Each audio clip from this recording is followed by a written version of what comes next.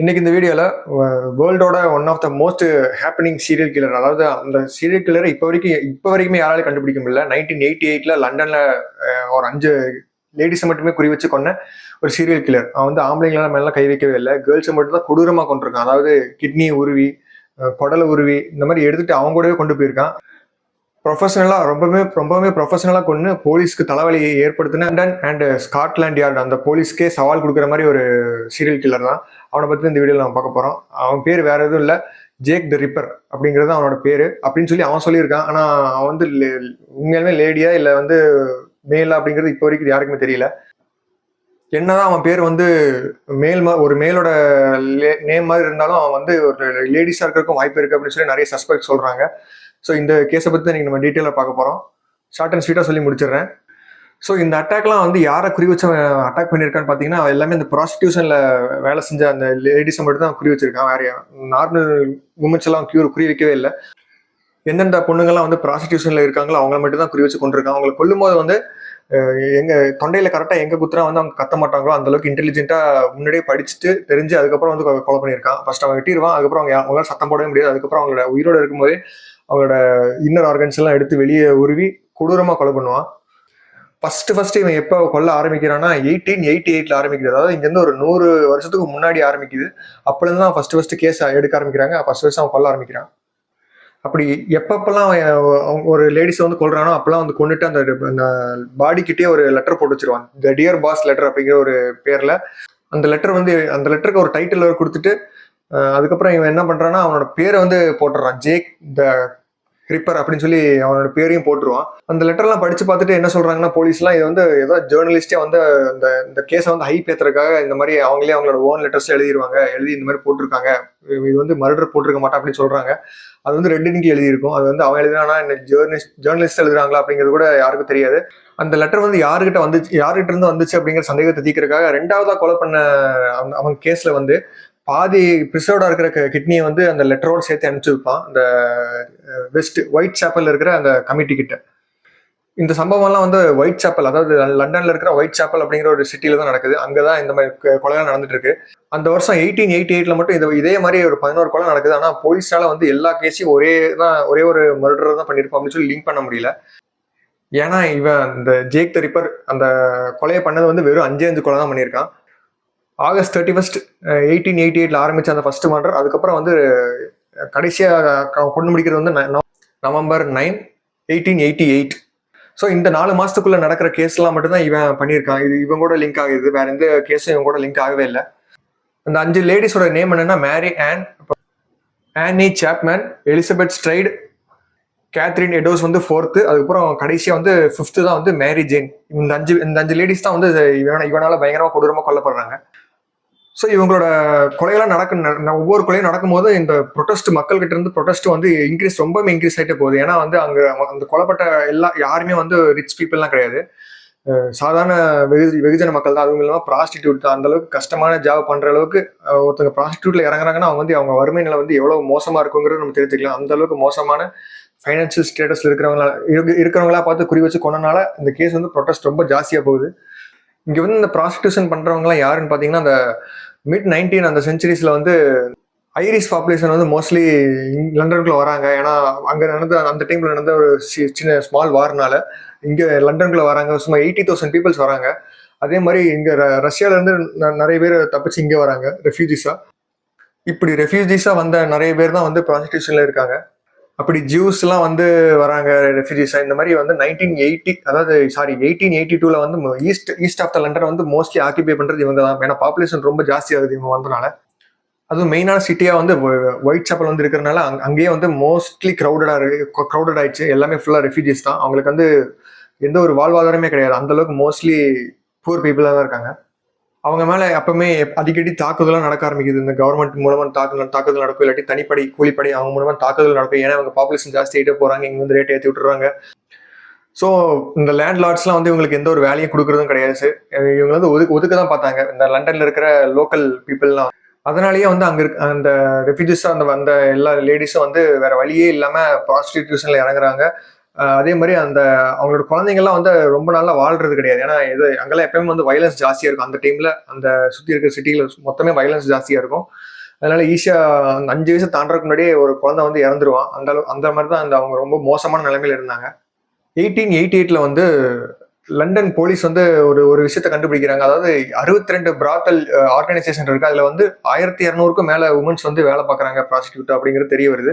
எல்லாருமே வந்து இந்த ஒயிட் சாப்பல் அப்படிங்கிற சிட்டில வந்து அவங்களோட சொந்தக்காரங்க அவங்களோட ஃபேமிலியோட சேர்த்து அந்த லேடிஸோட ஃபேமிலியோட சேர்த்து அந்த 1200 லேடிஸ் இருக்காங்களா அவங்களோட ஃபேமிலியோட சேர்த்து 8500 பேர் தங்குறாங்க. வெறும் 233 லாட்ஜிங் ஹவுஸ்ல மட்டும் தான் தங்குறாங்க அத்தனை பேரும். ஏன்னா அப்ப நினைச்சு பாருங்க, அந்த ரூம்ல வந்து பிரைவேசிங்கிற பேச்சுக்கே இடம் இருக்காது. அவ்வளவு வறுமையில தான் இருக்காங்க. ஏன்னா ஒரு சின்ன ரூம்ல வந்து 7 பேர் 8 பேர் இருக்கிற மாதிரி இருக்கும். அந்த மாதிரி ஒரு டென்ஸ்லி பாப்புலேட்டட் அந்த அந்த ஒரு க்ரௌட் அது. ஸோ இந்த மாதிரி ஒரு ரொம்ப ஏழ்மையா இருக்கிறதுனால தான் வேற வழியே இல்லாம அத்தனை பேர் வந்து ப்ராஸ்டிடியூஷன்ல வந்து இறங்குறாங்க. ஸோ இப்போ என்னென்ன கொலைலாம் நடக்குது அப்படின்னு சொல்லி ஃபர்ஸ்ட்ல இருந்து பார்க்கலாம். ஃபர்ஸ்ட் சஸ்பெக்ட் வந்து மேரி ஆன், அவங்க தான் ஃபர்ஸ்ட் கொல்லப்படுறாங்க. அதாவது அதாவது அதிகாலை 3:40க்கு ஃபர்ஸ்ட் கொல்லப்படுறாங்க. மேரி ஆன் இவங்க வந்து எப்படி இவனால கொல்லப்படுறாங்கன்னா, டீப் அதாவது தொண்டையில வந்து ரெண்டு டீப்பான ஒரு காயம் இருக்கு. 2 டீப்பா நைஃப் வச்சு இறக்கியிருக்கான். அதே மாதிரி அவங்களோட லோயர் அப்டமன்ல வந்து அப்படியே வெட்டி எடுத்திருக்கான். அந்த அளவுக்கு கொடூரமா கொண்டிருக்கான். அப்படி கொண்டுட்டு வந்து அவன் எஸ்கேப் ஆயிட்டான். அதுக்கப்புறம் வந்து 1 வீக் லேட்டர் வந்து ஆனி சாப்மேன் அவங்களோட பாடி கிடைக்குது 6 மணிக்கு காலையில. இந்த ஆனி சாப்மேனை வந்து எப்படி கொண்டிருக்கான்னா, அதே மாதிரி இப்போ மேரி ஆனுக்கு என்ன நடந்துச்சோ அதே மாதிரி தான் நடந்திருக்கு. ஆனா எக்ஸ்ட்ரா என்ன பண்ணிருக்கான்னா, வெஜினா அப்புறம் உட்ரஸ் எல்லாம் வந்து வெட்டியே எடுத்திருக்கான். இந்த அளவுக்கு கொடூரமா கொள்ளுவான்னு நினைச்சு கூட பாத்துக்க மாட்டாங்க யாரும். அதாவது இதுக்கு முன்னாடி லண்டன்ல வந்து அந்த மாதிரி யாரும் கொடூரமா கொன்னதே கிடையாது. அந்த அளவுக்கு கொடூரமா கொண்டிருக்கான். அது போக வந்து அவங்களோட குடல், அதாவது ஸ்மால் இன்டெஸ்டைன், அதெல்லாம் வந்து உருவி எடுத்துட்டு போயிருக்கான். அதை மட்டும் எடுத்துட்டு போயிருக்கான், ஏன்னு தெரியல. இதுக்கப்புறம் 3ஆவதா ஒரு கொலை நடக்குது. அது வந்து எலிசபெத் ஸ்ட்ரைட் அண்ட் 4ஆவதா வந்து கேத்ரின் எடோஸ். இவங்க 2 பேரும் வந்து ஒரே நேரத்துல தான் கொல்லப்படுறாங்க காலையில.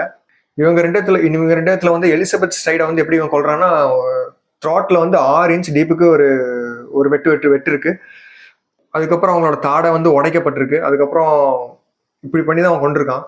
எலிசபெத்தோட பாடி கண்டுபிடிச்சு ஒரு 3 மணி நேரத்துக்கு கழிச்சு வந்து இது கேத்ரின் எடோஸோட பாடி வந்து எடுக்கிறாங்க. இவங்களோட பாடி வந்து ரொம்ப இருக்கிறதுல இது வரைக்கும் 3 பேர்த்த கொண்டதை விட இது ரொம்ப மோசமா கொண்டிருக்கான். அது எப்படின்னா, அவரோட ஆஸ் யூசுவல் தாடையை வந்து உடைச்சிருக்கான். தாடையை வந்து ஃபுல்லா கிழிச்சிருக்கான். இந்த இயர் டு இந்த இயர் வரைக்கும் கிழிச்சிருக்கான்.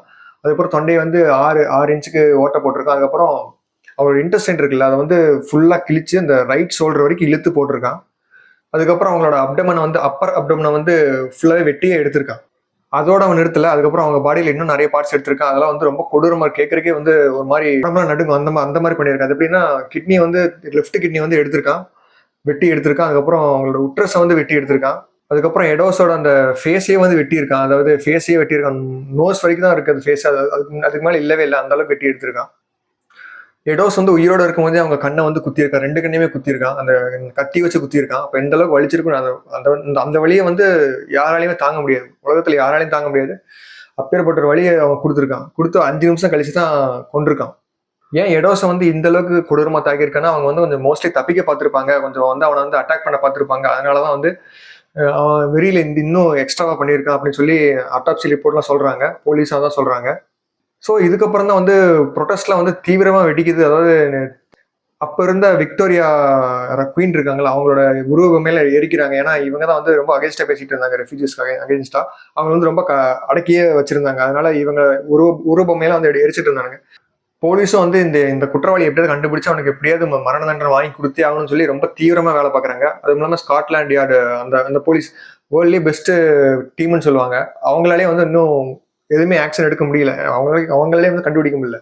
இதுல இன்ட்ரெஸ்டிங்கான விஷயம், ரிப்பர் என்ன பண்ணியிருக்காங்கன்னா, எடோஸை வந்து வெட்டிட்டு அவங்களை கொண்டு முடிச்சுட்டு அவங்க போட்டு அந்த ட்ரெஸ்ல ஒரு சின்ன பார்ட்டை மட்டும் எடுத்துட்டு வெட்டி அதை கொண்டு போய் அவங்களுக்கு முன்னாடி கொன்ன எலிசபெத்தோட பாடியில போய் போட்டுட்டு அதுக்கப்புறம் அவன் எஸ்கேப் ஆகி போயிருக்கான். இதை வந்து ஏன் அவன் பண்ணான்னு கேட்டா, வந்து நான் தான் இந்த கொலையை பண்ணேன், இந்த 2 கொலையுமே நான் தான் பண்ணேன்னு சொல்லி காட்டிக்கிறதுக்காக தான் அந்த மாதிரி பண்ணியிருக்கான் அப்படின்னு சொல்லி போலீஸ்லாம் சொல்றாங்க. ஸோ இந்த 4 கொலை பண்ணதுனால வந்து இன்டென்ஸ் ஜாஸ்தி ஆகுது. ப்ரொட்டஸ்டோட இன்டென்ஸ் வந்து ஜாஸ்தி ஆகுது. மக்களோட க்ரௌடு அதிகமாயிட்டே போயிட்டு இருக்கு. ரெஃப்யூஜிஸ் மட்டும் போராடாம அந்த லண்டன்ல இருக்கிற காமன் பீப்புளுமே வந்து போராட ஆரம்பிக்கிறாங்க. இது வந்து அநியாயம் அப்படின்னு சொல்லி. இப்படி வந்து மக்கள்லாம் வந்து ரொம்ப தீவிரமா ப்ரொடெஸ்ட் பண்ணிட்டு இருக்காங்க. போலீஸும் அதுக்கு ஏற்ற மாதிரி ஆக்ஷன் எடுக்கிறதுக்காக ரொம்ப வெயிட் பண்ணிட்டு இருக்காங்க. எல்லா கேஸையும் ஒதுக்கி வச்சுட்டு இந்த கேஸை வந்து பிரைமரியா பார்க்க ஆரம்பிக்கிறாங்க. அப்படி பார்த்துட்டு இருக்க கரெக்டா அந்த 5ஆவதா கொலை பண்ண அந்த மேரி ஜெயின் அவங்களோட பாடி வந்து கண்டுபிடிக்கிறாங்க. அவங்கள வந்து எப்படி கொண்டிருக்கானோ அதே மாதிரி கொண்டிருக்கான். அதே எடோஸை வந்து எப்படி கொண்டானோ அதே மாதிரி தான் கொண்டிருக்கான். ஆனால் இதுல எக்ஸ்ட்ரா என்ன பண்ணியிருக்கான்னா பிரெஸ்ட் எல்லாம் வெட்டி எடுத்திருக்கான். அதுக்கப்புறம் அவங்களோட கிட்னி எல்லாம் வெட்டி எடுத்திருக்கான். உயிரோட இருக்கும்போது கிட்னி வெட்டி எடுத்திருக்கான் அப்படிங்கிற மாதிரி அட்டாப்சியில வந்திருக்கு. அதுக்கப்புறம் வந்து அவன் கொஞ்சம் செத்ததுக்கு அப்புறம் அவங்களோட இன்டெஸ்டைன் எடுத்து வெளியே போட்டிருக்கான். இதுக்கு மேல என்ன ஹைலைட்டா அவங்களோட ஹார்ட்டை வந்து பிச்சு எடுத்துட்டு போயிருக்கான். அது வந்து அந்த அட்டாப்சி பண்றதுக்கு கூட கிடையாது. ஹார்ட்டே காணும் அந்த பாடியில. அதையும் எடுத்துட்டு போயிருக்கான். எதுக்கு எடுத்துட்டு போனான்னு தெரியல. என்னதான் நம்ம வந்து இந்த மாதிரி வீடியோல பார்த்தாலும் அதை வந்து அனுபவிக்கிறது வந்து ரொம்ப கொடுமையான வழிதான். அந்த 5 பேர் அனுபவிச்சது வந்து இதெல்லாம் இவன் பண்றதுக்கு வந்து எந்த ஒரு மோட்டிவும் கிடையாது. அவனுக்கு வந்து காசும் தேவைப்படல. இது இவங்களை இந்த மாதிரி கொலை பண்ணிடுறேன்னு சொல்லி காசுலாம் கொடுங்கன்னு சொல்லி மிரட்டவும் இல்லை. அவனுக்கு வந்து என்னன்னா அந்த கொல்றதுல வந்து அவ்வளோ ஆனந்தமா இருந்திருக்கான். அதனாலதான் அவனை வந்து சீரியல் கில்லர் லிஸ்ட்ல வந்து சேர்த்து வச்சிருக்காங்க. ஏன்னா சீரியல் கில்லர்ஸ்ல வந்து எந்த ஒரு மோட்டிவும் இருக்காது. அவங்களுக்கு வந்து எந்த ஒரு பண தேவையும் இருக்காது. அவங்க வந்து கொல்றதுல வந்து அவங்க வந்து இன்பம் அடைவாங்க. அந்த மாதிரி ஆளுங்க அவங்க. இதுல வந்து ஃபர்ஸ்ட் கொண்ட அந்த லேடிஸ் அவங்களோட பாடி மட்டும் தான் ஃபுல்லா இருக்கு. ஆனா ரொம்ப டேமேஜ் ஆயிருக்கு. மற்ற எல்லாரோட பாடியிலுமே வந்து ஒண்ணு கிட்னி எடுத்துட்டு போயிருப்பான், இல்லாட்டி இன்டெஸ்டைன் எடுத்துட்டு போயிருப்பான், இல்லாட்டி கடைசியா ஹார்ட் எடுத்துட்டு போனாங்க. அந்த மாதிரி ஏதாவது என்ன எடுத்துட்டு போயிருப்பான். அந்த எடுத்துட்டு போன இதை கூட ட்ரேஸ் பண்ணி அவன் பிடிக்க முடியல. ஏன்னா அந்த காலத்துல அந்த அளவுக்கு டெக்னாலஜி கிடையாது. இப்பெல்லாம் ஈஸியா பிடிச்சிடலாம். இப்பெல்லாம் வந்து யாராலையும் இந்த மாதிரி கொலை பண்ணிட்டு தப்பிக்க முடியாது. ஆனா அந்த காலத்துல அந்த டெக்னாலஜி எல்லாம் கிடையாது. அதனால ரொம்ப டஃபா இருந்துச்சு பிடிக்கிறது. என்னதான் டஃப்பா இருந்தாலும் அது வந்து அச்சீவ் பண்ண முடியல. அதாவது அவனை வந்து கடைசி வரைக்கும் பிடிக்க முடியல. அந்த கேஸையும் வந்து மூடிட்டாங்க. இவன் வந்து டார்கெட் பண்ணி கொன்னது எல்லாமே வந்து ப்ராஸ்டிடியூட் பண்ணிட்டு இருக்கிற அந்த தொழில் பண்ற கேர்ள்ஸா இருக்கிறனால இவனுக்கு வந்து அந்த ப்ராஸ்டிடியூட் தொழில் பிடிக்கலங்கிறது மட்டும் நல்லா தெரியுது. அதுவும் இல்லாம ரெஃப்யூஜிஸும் இவனுக்கு சுத்தமா பிடிக்கலங்கிறதும் தெரியுது. இவனே ஒரு ரெஃப்யூஜி தானா இல்ல வந்து லோக்கல் லண்டன் ஆளான்னு யாருக்கும் இப்போ வரைக்கும் எந்த ஒரு சஸ்பெக்டும் கிடையாது. ஏன்னா லெட்டர் எழுதியிருக்கான்ல, அதுல வந்து அவன் லோக்கலால இல்ல ரெஃப்யூஜியா அப்படிங்கிறது கூட அவன் மென்ஷன் பண்ணவே இல்லை. அவன் இந்த மாதிரி ஒவ்வொருத்தரையும் கொண்டுட்டு அந்த லெட்டர் எழுதியிருக்கிற எப்படி எழுதியிருக்கான்னு பாத்தீங்கன்னா ரொம்ப திமிரா எழுதியிருக்கான். கண்டுபிடிக்கவே முடியாது. நான் முதல்ல வந்து ஒரு ஆம்பளையா இல்ல பொம்பளையானே உங்களால கண்டுபிடிக்க முடியாது, அது நீங்களே கண்டுபிடிச்சுக்கோங்க அப்படின்னு சொல்லி திமிரா தான் போட்டிருந்தான். ஸோ அந்த அளவுக்கு அவன் வந்து கான்ஃபிடென்டா இருந்திருக்கான். அதுவும் இல்லாமல் அவன் கொன்ன விதமே வந்து பெர்ஃபெக்டா இருந்திருக்கு. ஒரு டாக்டர் எந்த அளவுக்கு பண்ணியிருப்பாங்களோ அந்த அளவுக்கு பெர்ஃபெக்டா பண்ணியிருக்கான். அதனால வந்து போலீஸ் வந்து எந்த ஆங்கிள் விசாரிக்க ஆரம்பிச்சாங்கன்னா அந்த லோக்கல்ல இருக்கிற எல்லா அந்த ஒயிட் சேப்பல்ல சுத்தி இருக்கிற எல்லா டாக்டர்ஸையும் வந்து விசாரிக்க ஆரம்பிச்சாங்க. அந்த அளவுக்கு சிவியரா போச்சு. ஆனா அவங்களால ப்ரூவ் பண்ணவே முடியல. இவர் தான் இந்த டாக்டர் தான் இந்த மாதிரி பண்ணியிருப்பாரு அப்படின்னு சொல்லி ப்ரூவ் பண்ணவே முடியல. ஏன்னா அந்த மாதிரி எந்த ஒரு ப்ரூஃப் அவங்களுக்கு கிடைக்கவே இல்லை. ஸோ இதுதான் இந்த ஜேக் த ரிப்பர் அப்படிங்கிற இந்த ஒரு சீரியல் கில்லரோட கதை. இந்த கதையை வந்து எந்த அளவுக்கு ஃபேமஸ் ஆயிடுச்சுன்னா அந்த லண்டன்ல வந்து 90ஸ்ல வந்து அந்த 1950s 60ஸ்லாம் வந்து கதை சொல்ல அந்த குழந்தைங்களுக்கு வந்து சாப்பாடு விட்டுருக்காங்க. இந்த கதையை தான் சொல்ல ஆரம்பிச்சிருக்காங்க. நீங்க சொல்லுங்க சாப்பிடலன்னா வந்து ஜேக் த ரிப்பர்கிட்ட பிடிச்சி கொடுத்துருவோம் வந்துட்டு இருக்கான் அப்படின்னு சொல்லி பயன்படுத்தி குழந்தைகளை சாப்பிட வைக்கிற அளவுக்கு அந்த அளவுக்கு சிவியரான ஒரு எஃபெக்டை கிரியேட் பண்ணிடுச்சு. அந்த அளவுக்கு ஒரு டெரரான ஒரு சீரியல் கில்லரா பார்க்கப்பட்டான். ஸோ அவ்வளோதான் இந்த வீடியோ. இதே மாதிரி வேற ஏதாவது இன்ட்ரெஸ்டிங்கான மிஸ்டீரியஸ் டாபிக் ஏதாவது பேசணும்னா கமெண்ட் பண்ணுங்க. தேங்க்யூ ஆல் ஃபார் வாட்சிங்.